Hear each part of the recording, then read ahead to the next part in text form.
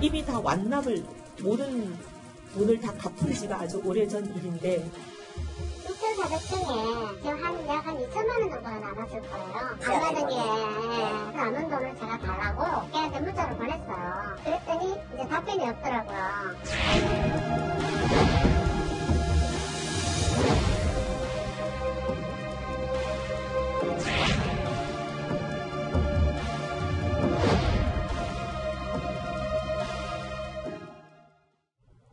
자, 오늘 6번째로 준비한 소식입니다. 금품 수수 논란에 휩싸인 바른정당 이해훈 대표. 사업가 A씨의 주장은요, 거짓이라면서 강경 대응을 예고했죠. 바로 어제 그랬습니다.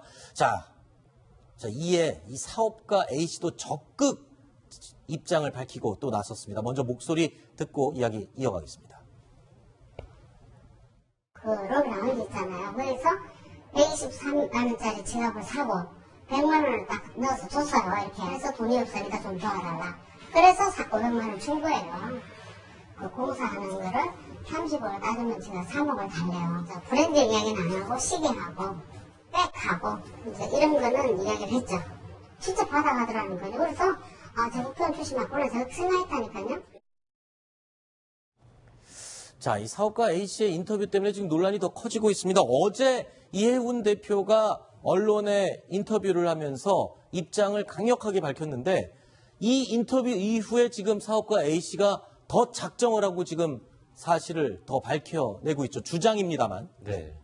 공당의 대표와 어쨌든 돈을 줬다는 두 사람 간에 이제는 물러설 수 없는 지득탕 싸움이 시작된 것 같고요. 네. 돈이 오고 간 건 사실이 됐고 거기에 이제는 실제로 어떤 방식으로 어떤 곳에서 네. 뭘 바라고 줬는지까지 지금 폭로를 하고 있는 상황입니다. 여기에 네. 대해서 이해훈 대표도 여기서 물러설 수 없는 상황이기 때문에 둘이 강하게 충돌하고 있고요. 결국 네.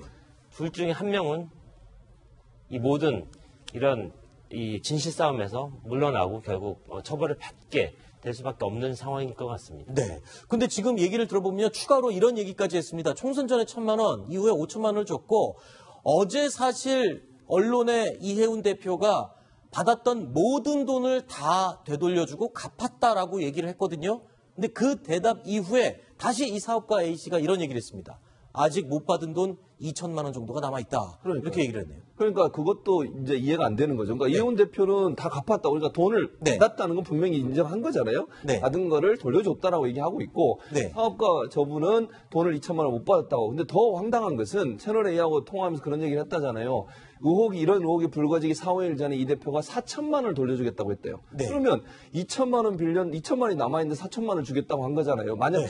저 말이 사실이라면, 네. 물론 뭐 저건 진실게임 양상이 됐으니까 네. 이해훈 대표는 또 다르게 얘기할 수 있겠지만, 네. 만약에 그렇다면 저 4천만 원 중에 2천만 원은 물건으로 받았을 가능성이 있는 거 아니겠습니까? 그렇죠. 아까 무슨 뭐 백이든 뭐 여러 가지 옷이든 뭐 또 코디하는 여러 가지 부분도 받았다고 하고요. 방송 메이크업용 뭐 이런 것도 받았다고 지금 증언이 네. 나오고 있는 상황이기 때문에, 그래서 아마 저 얘기가 사실이라고 하면 이해훈 대표가 굳이 만나서 이미 다 갚았다고 하는 4천만 원을 돌려주겠다고 만나자고 제의할 이유가 없지 않습니까? 네. 그 말은 결국 뭔가 입막음을 하려는 시도가 있지 않았나는 의혹이 나올 수 있는 부분이기 때문에 저 말이 사실인지 아닌지를 확인해 봐야 되겠지만, 저 말이 사실이라면 이해훈 대표 입장은 상당히 어려운 상황에 빠졌다고 볼 수 있겠죠. 자, 그리고 또 돈이 오갈 때 가장 중요한 게 대가성입니다. 돈을 주면서 이 사업하는 A씨, 금융 관계자를 만나게 해달라고 부탁을 했었다라는 진술이 있었고, 이해훈 대표는 전혀 만나게 해주거나 그런 사실이 없다. 아예 그 사람들을 모른다라고 얘기를 했었는데, 그 입장을 밝히자마자 사업가 A씨가 또 그런 얘기를 했어요.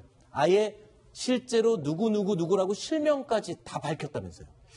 예, 동아일보와 채널A 그 취재팀이 입수한 문자 메시지가 있거든요. 네. 근데 그 문자 메시지를 보면 몇 월 며칠 어디서 뭐 대표님과 네. 뭐 만나기로 했다 네. 할지 그 만나는 인사들의 실명들이 다 나와 있거든요. 아하. 물론 이제 보도는 익명으로 해서 보도를 했지만 네. 그런 실명들이 이미 A씨가 많이 제시를 했고요. 네.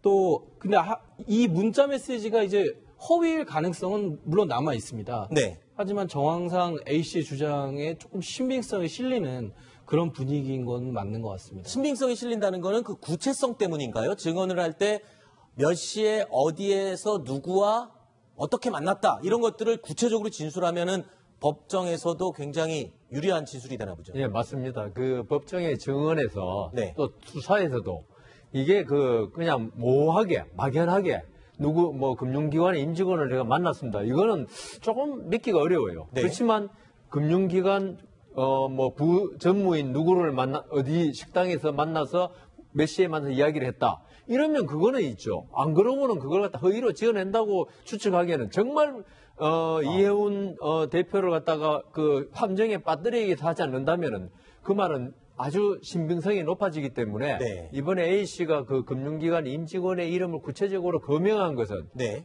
수사 단계는 물론 법정에 나중에 나오더라도 네. 상당히 A 씨의 말에 신빙성이 있다고 볼 수밖에 없는 겁니다. 거기 한 가지만 더 붙이면 만약에 네. 이 사람이 그 거짓을 얘기하면 무고죄가 걸리는 거 아니에요? 그렇죠, 거기 나오는 사람들 이름은 무고죄가 되면 이 사람이 엄청난 처벌을 받을 수도 있음에도 불구하고 그런 네. 행위를 할 가능성은 낮다고 볼 수밖에 없는 거죠. 네.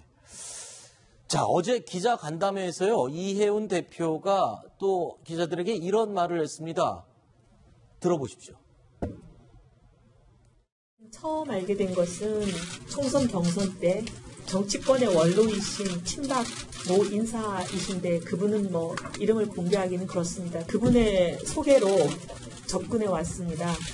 개인적으로 뭐 A, B, C 이런 분들에 대해서 얘기를 하는데 굉장히 좀 이상한 얘기를 한다 그런 생각을 많이 하고 정치인 A 뭐 이런 식으로 저한테 한 거와 동일한 수법으로 했던 일들을 몇 가지 듣게 됐습니다.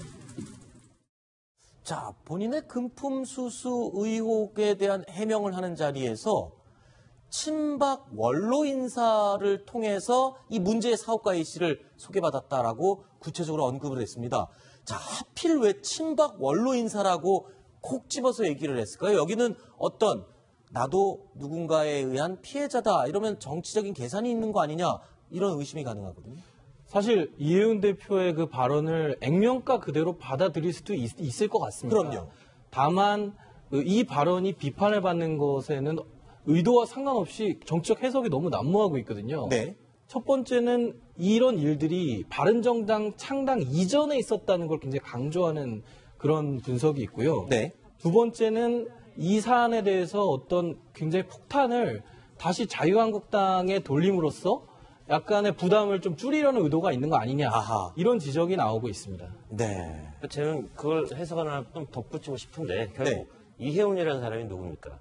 바른정당 박근혜 대표죠. 대통령과 네. 굉장히 친했던 네. 원래 친했던 사람인데 네. 중간에 어떤 정치적인 흐름 속에서 박근혜 대통령과 척을 지고 있는 건데 네. 저는 뭐 이해운 대표가 왜 친박 딱 찍어서 얘기했는지 명확히는 모르겠으나 어쨌든 친박계 쪽에서 어떤 음모를 가지고 나를 네. 죽이기 위해서 정치적인 타살을 하려고 하는 거 아니냐 네. 그런 얘기를 하려고 친박계 원로다 이렇게 딱 찍어서 얘기한 것 같습니다. 자, 저게 과연 정치부 기자들 사이에서는 어떤 의도로 읽혀지나요? 저런 해석이 충분히 가능하다고 보이나요? 뭐 기사들은 항상 해석 한 줄 갖고 싸움을 하는데요. 네. 안 쓸 수 없는 해석인 것 같습니다. 아, 예. 그렇군요. 예. 짧은 말이었지만 굉장히 의미 있는 윤영 기자의 답변이었습니다. 자, 이 순서는 여기서 마무리하도록 하고요. 죄송합니다. 하태원 부장은 얘기는 여기까지 듣도록 하겠습니다. 오늘 말씀 고맙습니다.